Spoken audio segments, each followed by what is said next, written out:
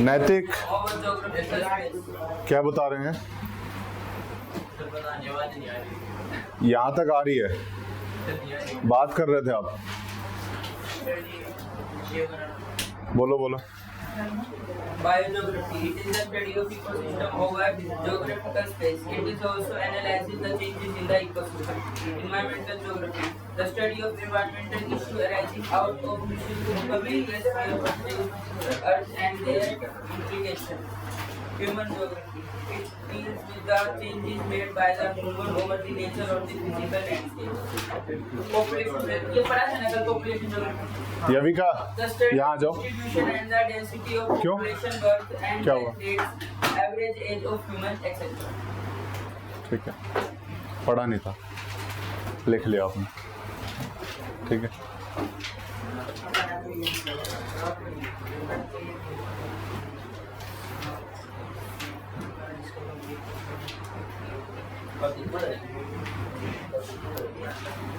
Branches of geography बताओ बताओ।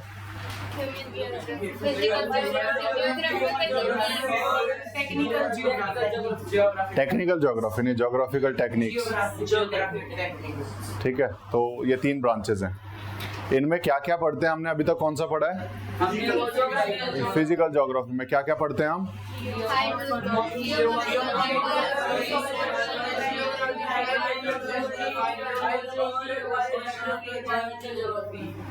ठीक है। बायोजियोग्राफी क्या होती है? इकोनॉमिक्स कहाँ से आ गया इसमें?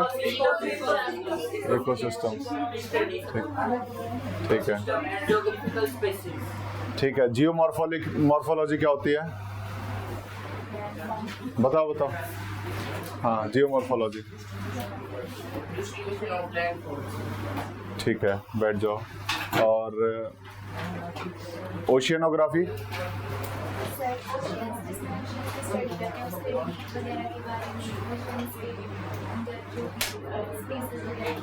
ठीक। Hydrology, water over the surface और बिलो द सरफेस, बोथ, ठीक है, बैठ जाओ। और बैठ जाओ बैठ जाओ बैठ जाओ। क्लाइमेटोलॉजी, हाँ बताओ, कल थे।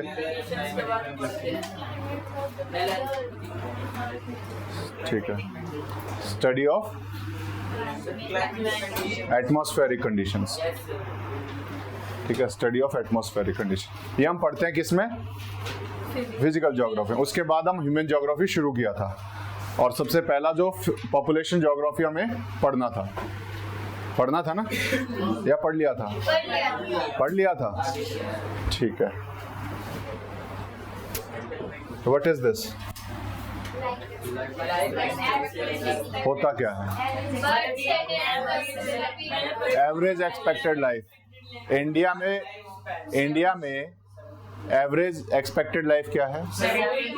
70, 72, 73 सब लिखते हैं, है ना? नहीं, 72,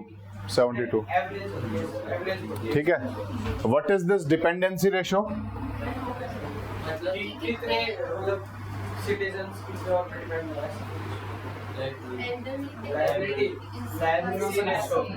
लायबिलिटी रेशो तो है, लेकिन है क्या डिपेंडेंसी रेशो? मेरे को याद है, नहीं पढ़ाया था मैं, इसीलिए पूछ रहा हूँ।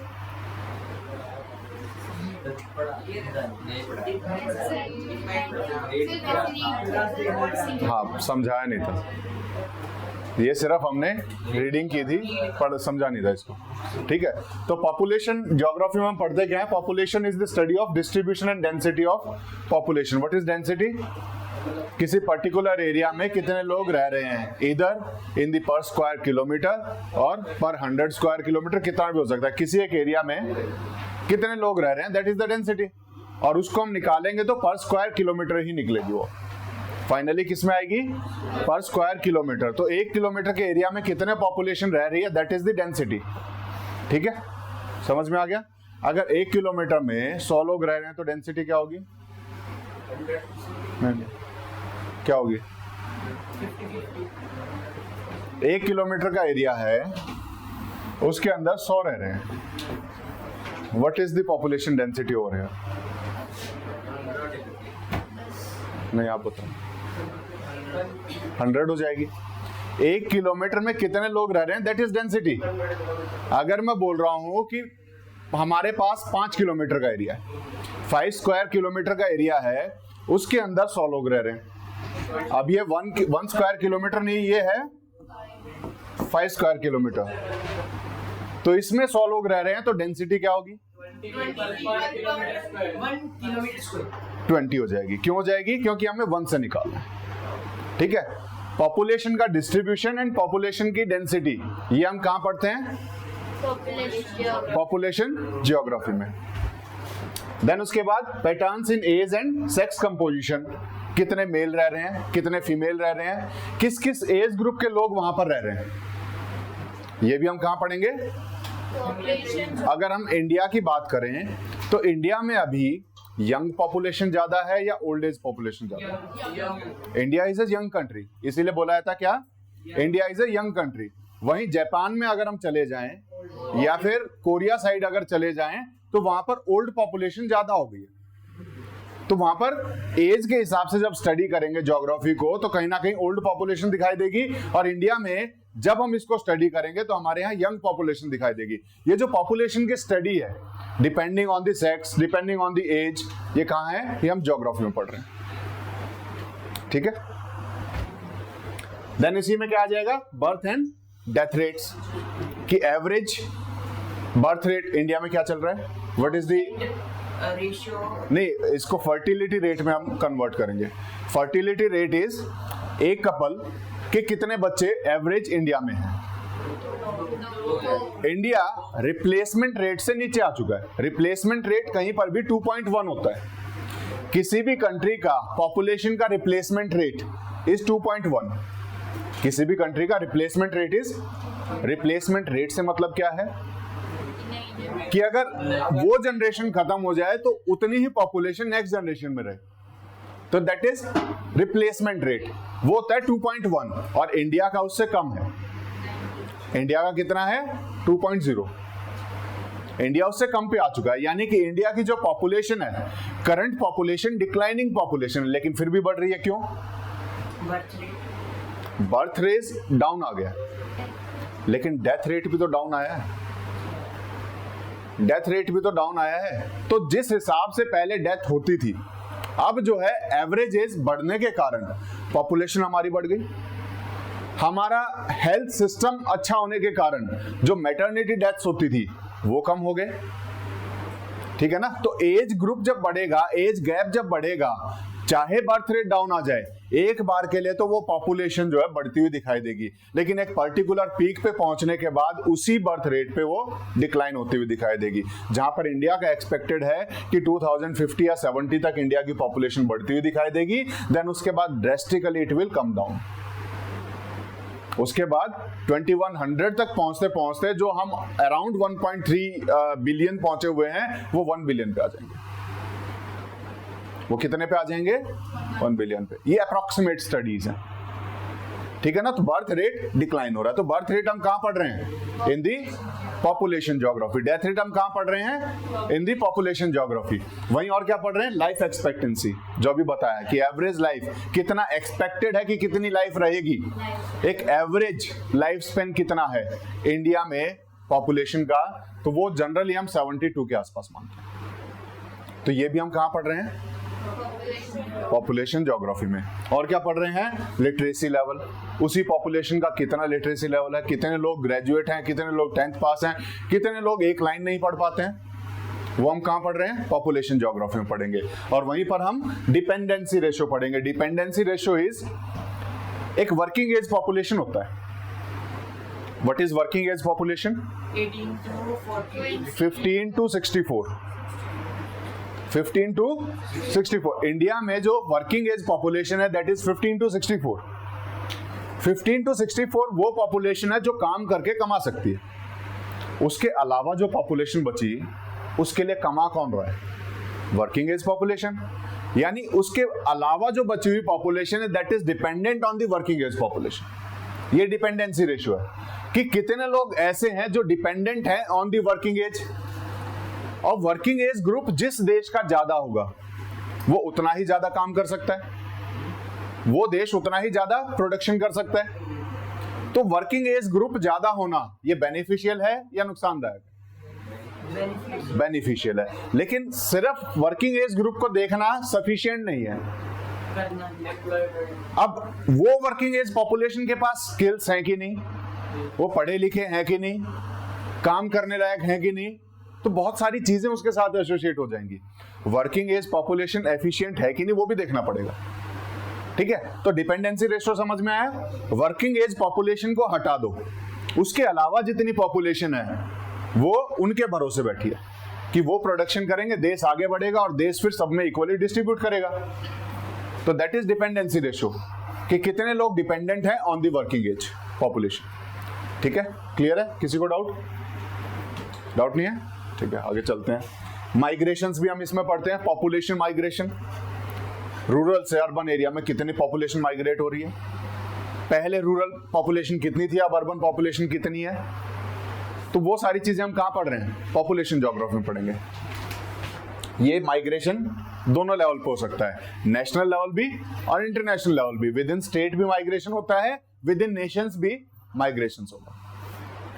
ठीक है ना? और एक नेशन से दूसरे नेशन में भी माइग्रेशंस दिखाई देंगे। तो ये हर लेवल पर माइग्रेशन चलता है और उस माइग्रेशन की स्टडी भी हम पॉपुलेशन ज्योग्राफी में करते हैं।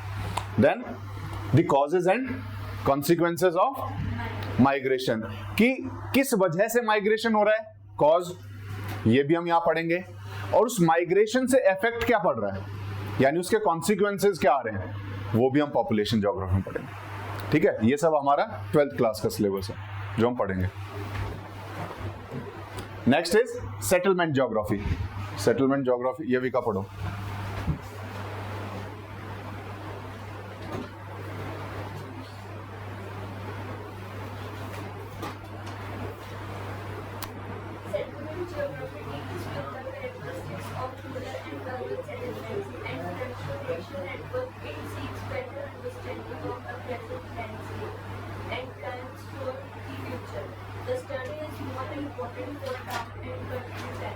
ठीक है, बैठ जाओ। सेटलमेंट ज्योग्राफी नाम क्या बता रहा है? किसको पढ़ेंगे हम यहाँ पर? सेटलमेंट्स को, कि कहाँ कहाँ लोग रह रहे हैं, जाकर के कहाँ कहाँ लोग रह रहे हैं, और जहां रह रहे हैं वो डेवलप्ड है कि नहीं है। डेवलप्ड कैसे पता लगेगा? वहां ट्रांसपोर्टेशन सिस्टम डेवलप हुआ कि नहीं हुआ, वहां पर बाकी फैसिलिटीज आई कि नहीं आई, तो वो सब हम कहाँ पढ़ेंगे? सेटलमेंट ज्योग्राफी में पढ़ेंगे। तो settlement geography with the characteristics of rural and urban settlement, इनसे डील करेगी कि रूरल सेटलमेंट्स कहाँ कहाँ हैं, अर्बन सेटलमेंट कहाँ हैं, रूरल सेटलमेंट के क्या फीचर्स हैं, अर्बन सेटलमेंट्स के क्या फीचर्स हैं, ये सब कहाँ पढ़ेंगे? सेटलमेंट ज्योग्राफी में पढ़ेंगे। एंड ट्रांसपोर्टेशन नेटवर्क, वहां तक ट्रांसपोर्टेशन सिस्टम हमारा क्या है, ये सारी चीजें हम कहाँ पढ़ रहे हैं? सेटलमेंट ज्योग्राफी में पढ़ रहे हैं। It seeks better understanding of the present landscape. Present landscape का मतलब क्या हुआ? What is landscape? The visible features, जो भी विजिबल फीचर्स हैं। तो ये क्या कर रहा है कि जो भी हमारा अर्बन सेटलमेंट का जो विजिबल फीचर्स हैं, एक तो उसको अंडरस्टैंड करेगा कि ये ऐसे क्यों है, उन चीजों को समझने की कोशिश करेगा। देन उसके साथ साथ एंड प्लान्स फॉर फ्यूचर, कि फ्यूचर के लिए हम इसके लिए क्या प्लान बना सकते हैं, उस लैंडस्केप में क्या क्या चेंजेस किए जा सकते हैं। What are we planning to change in the settlements, वहां पर हम क्या कर रहे हैं। इलेक्ट्रिफिकेशन गाँव में पहुंचाना है। अभी अगर हम आज का लैंडस्केप देखें तो कितने गांवों में इलेक्ट्रिसिटी पहुंच चुकी है और कितने में नहीं पहुंची है, वो हम सेटलमेंट्स में स्टडी करेंगे कि वहां पर इलेक्ट्रिफिकेशन हो रहा है कि नहीं हो रहा। ठीक है ना? एक हम उसका लैंडस्केप बनाए तो उसमें एक फैक्टर रहेगा इलेक्ट्रिसिटी, तो फैक्टर वो इलेक्ट्रिसिटी वहां प्रेजेंट है कि नहीं, वो कहां पढ़ रहे हैं हम? सेटलमेंट ज्योग्राफी में पढ़ रहे हैं। ठीक है, the study is more important for town and country planning. ये स्टडी क्यों जरूरी है? For town and country planning. How countries, country क्या होता है? India is a country, India is a country. Geography में हम स्टेट को कंट्री बोलते हैं, और स्टेट क्या होता है?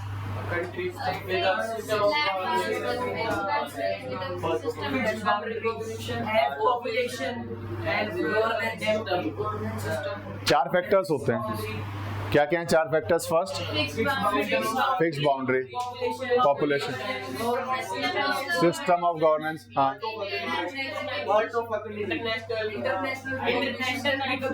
वो 5वां फैक्टर है, वो 5वां है। वो 5वें कई मानते हैं कई नहीं मानते, लेकिन 4 बेसिक फैक्टर्स हैं। हाँ, कॉमन बिलीफ तो नेशन में आएगा, कॉमन बिलीफ नेशन में आएगा। नहीं, आपने पढ़ा है वो चीज, ये पढ़ा आपने, क्या है ये? होमवर्क दे रहा हूँ, स्टेट की डेफिनेशन आपको याद करनी, देख के बोला है।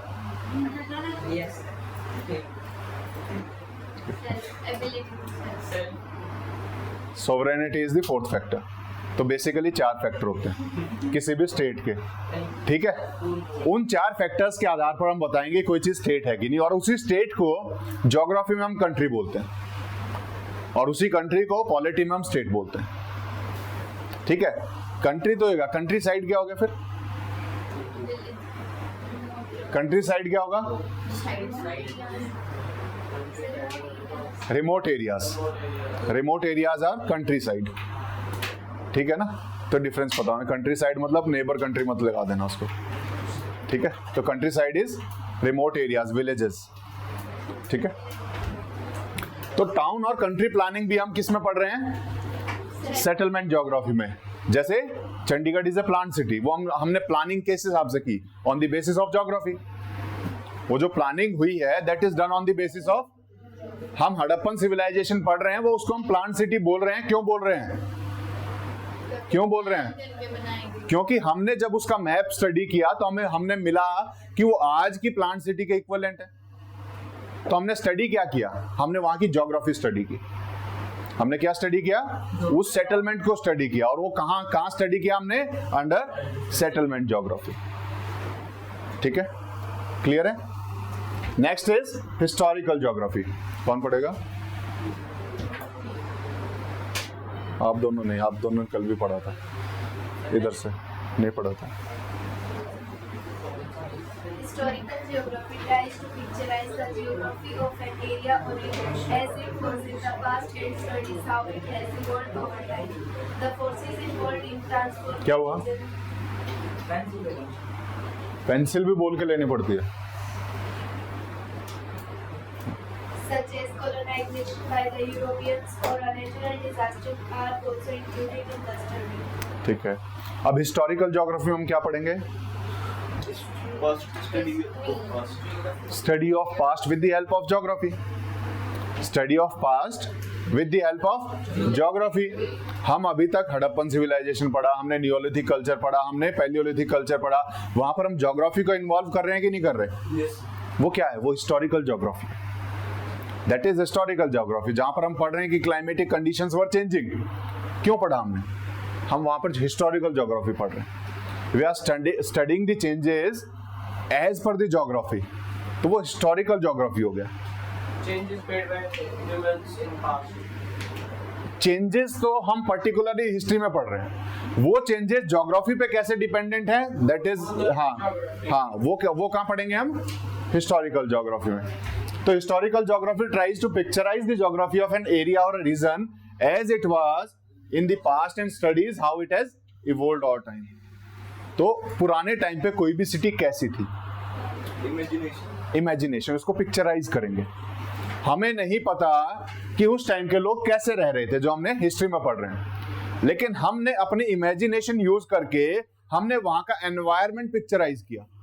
हमने क्या किया? एनवायरनमेंट पिक्चराइज किया, एनवायरनमेंट की एक पिक्चर दिमाग में बनाई कि वो ऐसे रह रहे होंगे।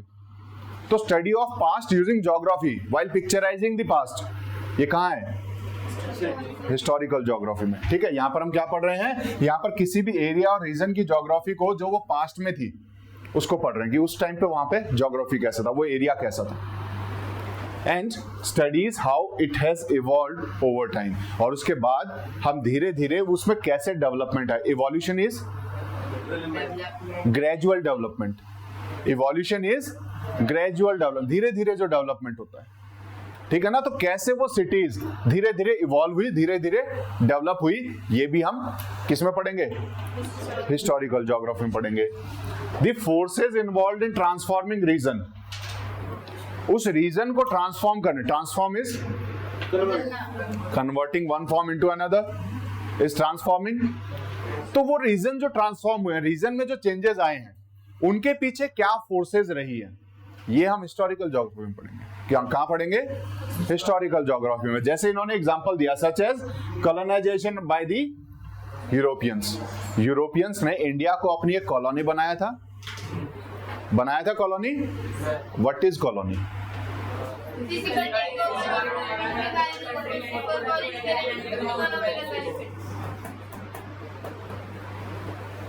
बताओ क्या? जब तक बताना नहीं शुरू होगा मैं डेली पूछूंगा। Physical takeover, a country physical takeover another country for economical and political benefit. Very good. Clapping क्यों नहीं कर रहे हो? सबसे तेज बजाय सौरभ ने। सौरभ तुम भी बताओ बताओ what is colony? Sir, take over any country for the benefit of self, physical and economic physical benefit के लिए। समझ में आया ना कुल मिला के? ठीक है, क्लैपिंग करो भाई। अब आप इस डेफिनेशन को यूज ना करके सिंपल टर्म में बताओ व्हाट इज कॉलोनी। हाँ हाँ हाँ, यही याद है, ठीक है। कॉलोनीज होती क्या है हमारे यहाँ पर? कॉलोनी रोहतक में कौन कौन सी? एक दो कॉलोनी के नाम बताओ। और हमने कुछ एरियाज डिफाइन कर रखे हैं, एरियाज डिफाइन कर रखे हैं जो कि रोहतक के अंदर आते हैं। कुछ एरियाज डिफाइन किए जो रोहतक के अंदर आए, तो हमने उसको रोहतक की कॉलोनीज बोल दिया। ऐसे ही जब ब्रिटिशर्स थे, उन्हें मार्केट ढूंढना था क्योंकि वहां इंडस्ट्रियलाइजेशन शुरू हो गया, तो उनके वहां प्रोडक्शन बहुत ज्यादा हो रहा है। वो प्रोडक्शन को बेचे कहां पर? और जरूरी नहीं है सिर्फ बेचना है, वो प्रोडक्शन को और बढ़ाने के लिए रॉ मटेरियल भी चाहिए। वो रॉ मटेरियल कहां से लाएं?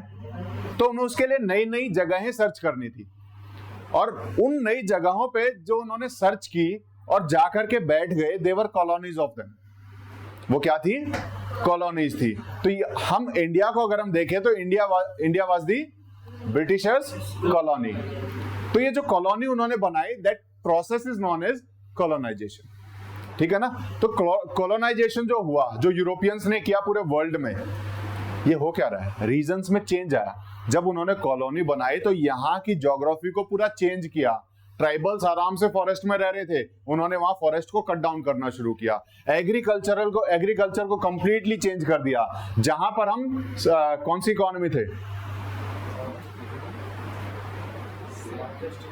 लार्जेस्ट इकोनॉमी नहीं, हम एग्रीकल्चरल इकोनॉमी थे, लेकिन सिर्फ वो उगा रहे थे जो हमें चाहिए।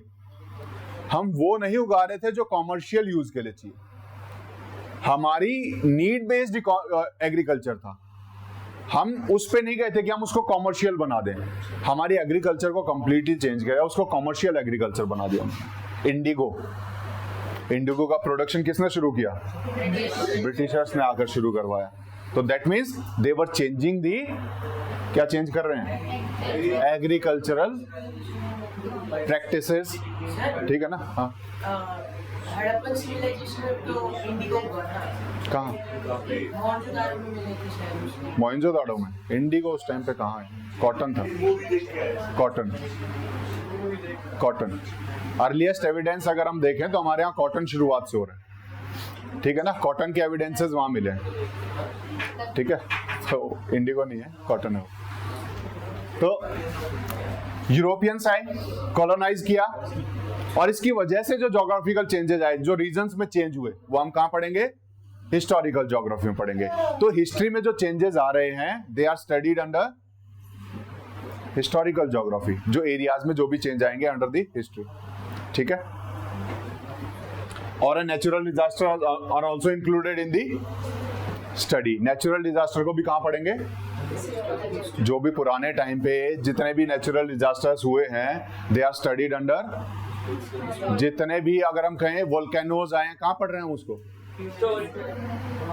वॉल्केनोज पास्ट में है, कहाँ पढ़ेंगे? हिस्टोरिकल ज्योग्राफी में। वॉल्केनो कैसे आते हैं? That is studied under geomorphology.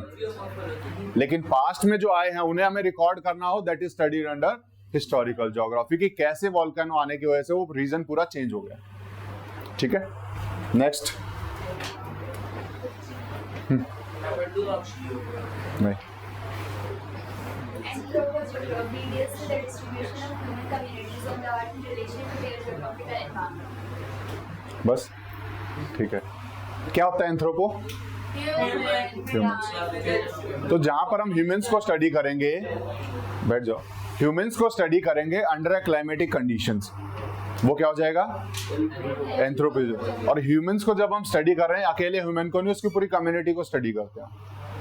किसको स्टडी कर रहे हैं? कम्युनिटी को स्टडी कर रहे हैं। सोशियो जियोग्राफी भी लगभग सिमिलर सा, मतलब सिमिलर सा ही दिखाई देगा, बहुत ज्यादा चेंज नहीं है। लेकिन यहाँ पर्टिकुलरली एक सिंगल ह्यूमन पे हम फोकस रखेंगे, वहां पूरी सोसाइटी पे फोकस रखेंगे। ये दोनों में बेसिक सा डिफरेंस रहेगा। तो फर्स्ट इज एंथ्रोपोजियोग्राफी, जिसमें हम किसको पढ़ेंगे? It deals with the distribution of human communities. कहाँ कहाँ जाके सेटल हो रहे हैं, कहाँ कहाँ वो कम्युनिटीज बना रहे हैं, उन्होंने विलेज क्यों बनाए, नियोलिथिक वालों ने क्यों बनाए विलेज, कहाँ पढ़ेंगे हम। वो विलेज में रहना शुरू किया उन्होंने कम्युनिटी बनाई, क्यों बनाई, किसने अलाउ किया उन्हें बनाने के लिए? ज्योग्राफी ने अलाउ किया। तो वो कहाँ पढ़ा हमने? वो हमने पढ़ा एंथ्रोपोजियोग्राफी। ऐसा नहीं है कि पर्टिकुलरली उस इवेंट को हम वहीं पढ़ेंगे, वो बहुत सारी जगह पढ़ा जाएगा। हिस्टोरिकल में भी पढ़ेंगे, हिस्टोरिकल में भी पढ़ेंगे। यही मैं बता रहा हूँ कि कोई भी एक इवेंट हो रहा है, उसका human aspect will be studied under anthropogeography. उसमें जो चेंजेस है, क्लाइमेटिक चेंजेस, वो कहाँ पढ़ेंगे? Historical geography. तो हर एक इवेंट को हम मल्टीपल जगह पे पढ़ सकते हैं, हर एक इवेंट को मल्टीपल जगहों पे पढ़ा जा सकता है। जैसे रिसोर्सेज को, resources will depend on the geomorphology, कि कहां पर कौन से रिसोर्सेज पाए जा रहे हैं। लेकिन वहीं उन रिसोर्सेज को हम इकोनॉमिक ज्योग्राफी में पढ़ रहे हैं कि कहां कहां कौन से पाए जा रहे हैं। तो मल्टीपल जगह पढ़ेंगे, लेकिन हमें आइडिया होना चाहिए कि हम इसमें क्यों पढ़ रहे हैं इसको। किसी भी पर्टिकुलर पार्ट में हम किसी भी उसको टॉपिक को क्यों पढ़ रहे हैं, वो हमें आइडिया होना चाहिए। Why the humans are studied under geography, उसमें कौन से पार्ट में पढ़ रहे हैं हम, वो स्टडी कर रहे हैं हम एंथ्रोपोजियोग्राफी में।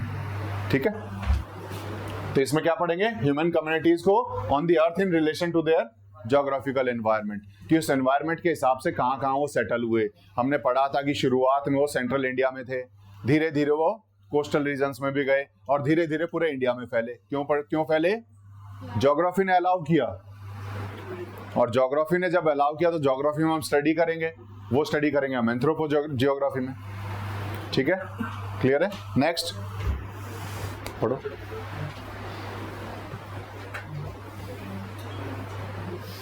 Cultural geography क्या हुआ? पढ़ो पढ़ो। Cultural geography gives emphasis on the location and diffusion of customs and cultural traits such as food habits, skills, clothing and beliefs, and social organizations and their developments in different parts of the earth. ठीक है, cultural geography में हम क्या पढ़ेंगे? Depending on the geography कौन कौन से culture कहाँ डेवलप हो रहे हैं, और इसका एग्जांपल हम देख चुके हैं ऑलरेडी। हमने देखा कि ज्योग्राफी के हिसाब से नियोलिथिक कल्चर ही अलग अलग जगह पे अलग अलग तरीके से डेवलप हो रहे थे, पढ़ा था हमने। तो that study of culture in the geography is studied under cultural geography, जहां पर हम कल्चर को पढ़ेंगे, कस्टम्स को पढ़ेंगे, ये सारी चीजें वहां पर पढ़ी जाती हैं। ठीक है, इट गिव्स एम्फेसिस। एम्फेसिस का मीनिंग क्या बताया था? एम्फेसाइज करना, स्ट्रेस देना, किसी चीज के ऊपर ज्यादा स्ट्रेस देना। ठीक है ना? तो यहां पर हम किसको स्ट्रेस दे रहे हैं, किस चीज के ऊपर स्टडी कर रहे हैं? It is emphasizing on the location and diffusion of customs and cultures, कि कोई भी कस्टम इज रीति रिवाज, ठीक है ना, रिचुअल्स हम कह सकते हैं। ठीक है ना, कोई भी कस्टम और कोई भी कल्चर किस किस एरिया में है, जब हम उसको स्टडी करेंगे, कहाँ स्टडी करेंगे? क्या हुआ? नहीं, किस लिए हंस रहे थे? क्या हुआ? बताओ बताओ। तुम चारों को है ना खड़े ही रखना पड़ेगा पूरी क्लास में। मैं तो बोल नहीं सर, मैं भी बोले ये बोल रहा था ये कस्टम। हाँ बताओ क्या होता है कस्टम? सर कह रहे फ्री फायर मैच लगे। बताओ। नहीं खड़े हो जाओ विनीत। हाँ बताओ अभी। अरे पूरी क्लास को समझाओ ना, आपको कस्टम का क्या पता, हमें नहीं पता। बताओ तो। ठंड लग रही है? आप इधर आ जाओ, इधर आ जाओ, इधर आ जाओ।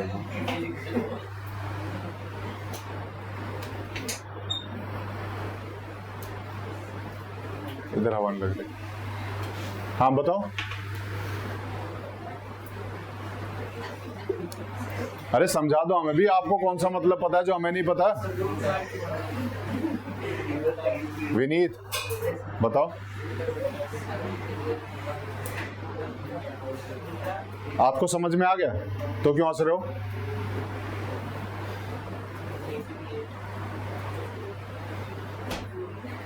कुछ तो समझ में आएगा तभी तो हंस रहे हो। बिना समझ में आए चीजें पे हंसता कोई? आपको जोक सुनाओ, समझ में ना आए तो आप हंसोगे? नहीं हंसोगे? बताओ क्या समझाया था? हैं? कौन सा गेम होता है? कौन सा गेम होता है?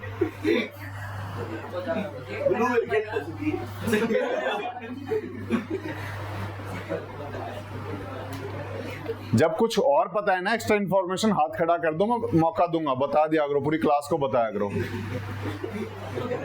ऐसे बाकियों को पता ही नहीं लगेगा आप कौन सा गेम खेल रहे हो, है ना? तो हम क्या पढ़ रहे हैं यहाँ पर? Cultural geography. नहीं, कल्चरल ज्योग्राफी। कल्चरल ज्योग्राफी क्या होती है? क्या होती है? Measurement of culture, develop on the basis of regions. किस रीजन में कौन सा कस्टम डेवलप हो रहा है, किस रीजन में किस लोकेशन पे कौन सा कल्चर डेवलप हो रहा है, that is studied under culture. वो उस रीजन में क्यों हो रहा है, उसके पीछे देयर आर सम रीजंस। आप खड़े हो जाओ, पीछे क्यों देख रहे हो?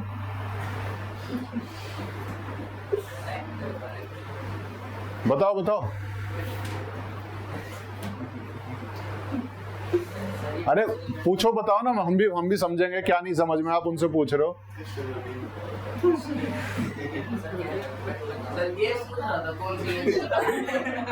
ठीक है, ओके, खड़े हो जाओ, खड़े हो जाओ, हो जाओ। आप सेंटर में आ जाओ। अरे आ जाओ सेंटर में, आ जाओ, आओ जल्दी आओ। अरे जल्दी आओ, ये पढ़ाना भी है पूरा। आ जाओ यहाँ आओ सेंटर में। हाँ तो इसीलिए तो मौका दे रहा हूँ ना, उधर आओ, जल्दी आओ। अरे आ तो जाओ, यहाँ सेंटर में आ जाओ। आ जाओ सेंटर में।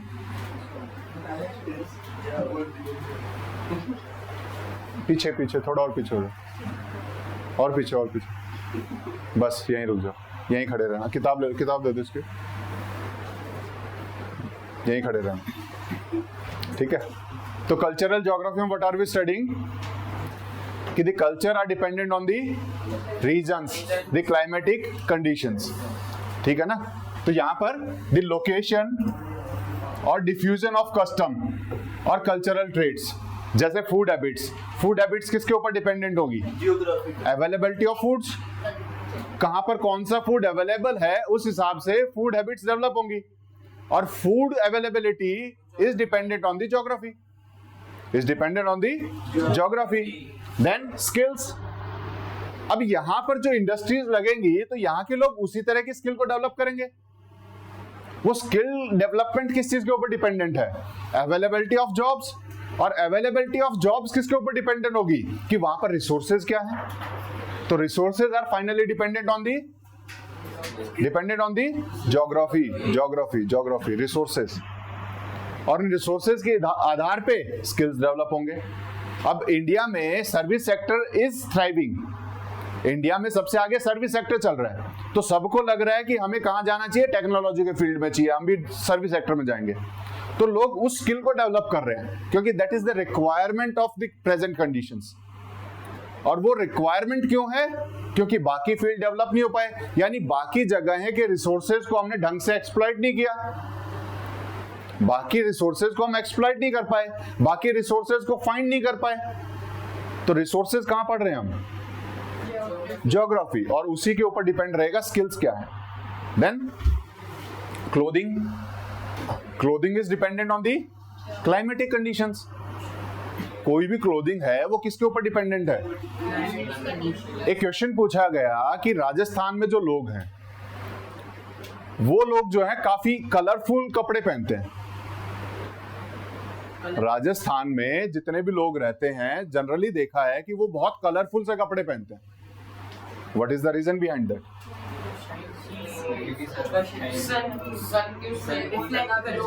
सन, जब गर्मी ज्यादा होती है तो हमें बोला जाता है कि लाइट कलर के कपड़े पहनो, तो this is not the region.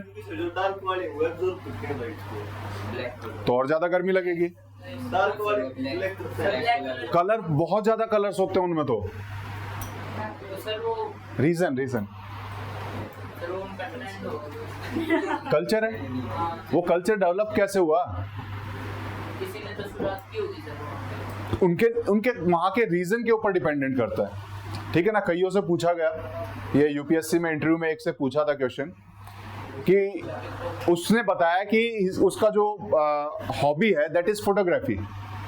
तो फोटोग्राफी में उन्होंने बोला कहाँ की फोटोग्राफी की, तो उन्होंने जवाब दिया कि हमने राजस्थान की भी की। तो राजस्थान की फोटोग्राफी में उनका पहला क्वेश्चन यही था कि जो वहां पर कलरफुल जो ड्रेसेस है उसके पीछे आपको क्या लगता है कि क्या रीजन होगा? और जिसने वो जवाब दिया था वो सेलेक्ट हुआ उस साल उसमें यूपीएससी में। तो उसका जवाब क्या था?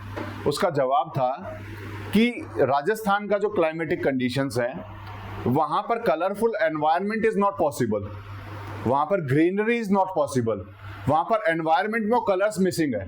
तो उन कलर्स को एनवायरनमेंट में ना देखते हुए उन्होंने अपने कल्चर में डाल दिया, तो स्ट्राइक आउट द बैलेंस।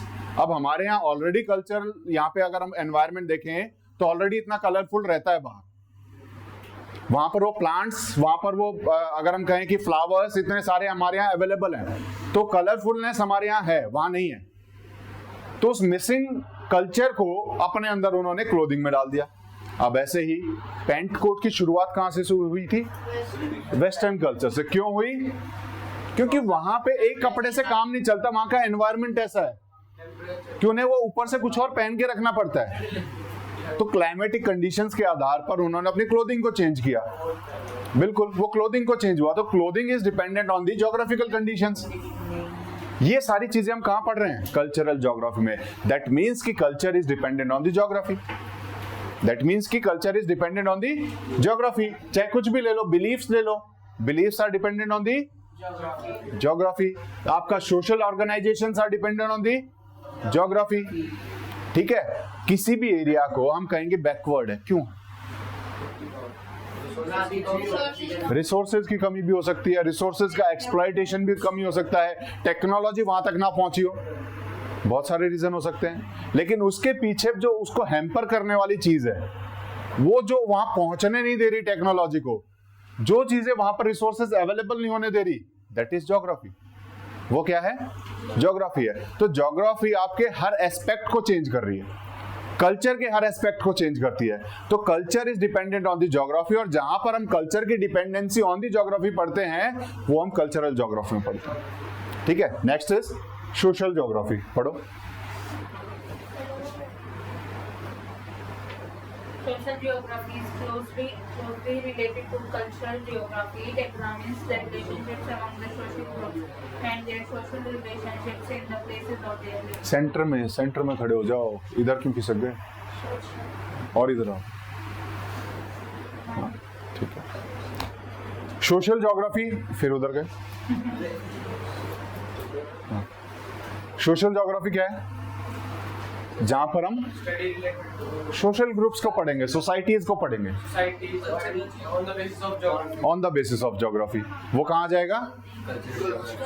नहीं, सोशल ज्योग्राफी।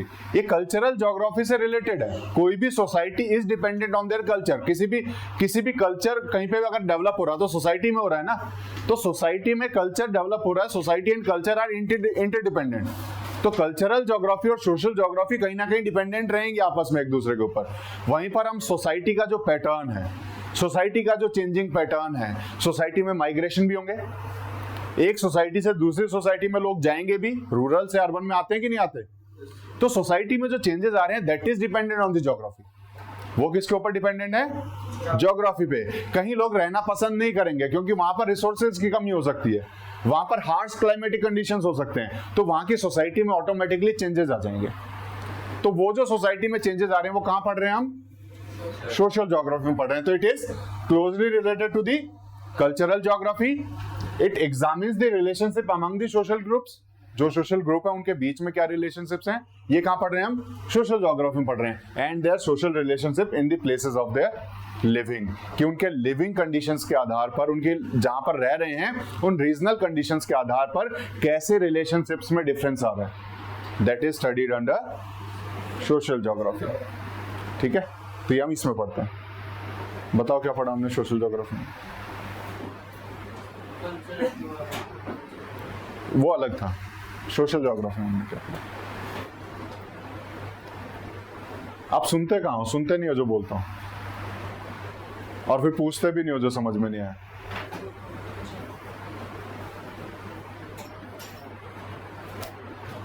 चलो कोई नहीं, आपको होमवर्क दिया भी सुनना तो है एडिटोरियल में ना, ठीक है?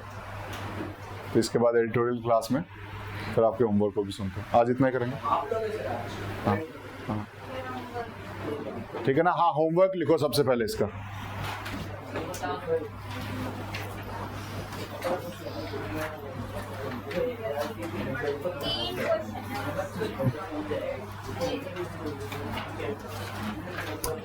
क्वेश्चन नंबर 23 को छोड़ करके सारे करने। उनमें से रिमोट सेंसिंग नहीं हुआ, रिमोट सेंसिंग दिया था 18। हाँ, क्वेश्चन नंबर 23, 18 और 19 इनको छोड़ देना। 18, 19 और 23 को छोड़ देना। उसके अलावा बाकी सारे आपको लिख के लाने आंसर्स।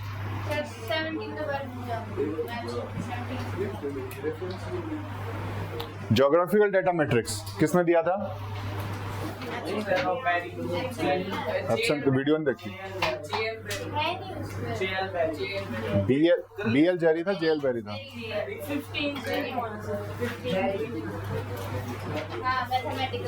इनमें से जो नहीं हुए उन्हें छोड़ देना। इनमें से जो नहीं हुए ना,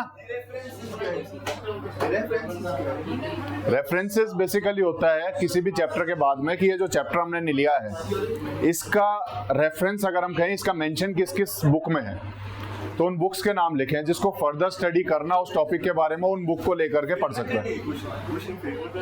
हाँ, फेयर में करना है। नहीं, MCQ के आंसर लिख लेना, वहां पे सिर्फ आंसर लिखना आपको, ठीक है? हिस्ट्री के भी लिख लो।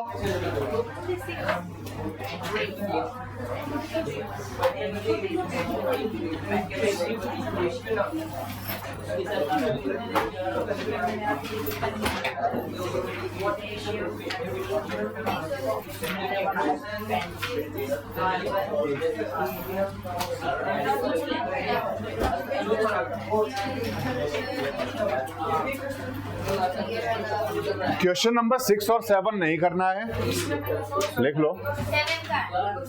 हिस्ट्री में ब्रीफ आंसर्स में, ब्रीफ वाले में क्वेश्चन नंबर 6, 7 नहीं करना है। अभी और आ रहा हूँ उस पर। शॉर्ट आंसर्स पे आओ। ब्रीफ वाला बता रहा हूँ मैं। ब्रीफ में 6 और 7 नहीं करना है।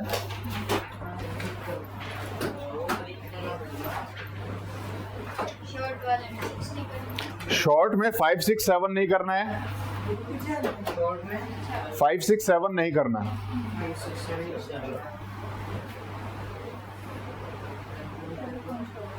ब्रीफ में कौन सा डिटेल में और डिटेल वाले में 6th नहीं करना है।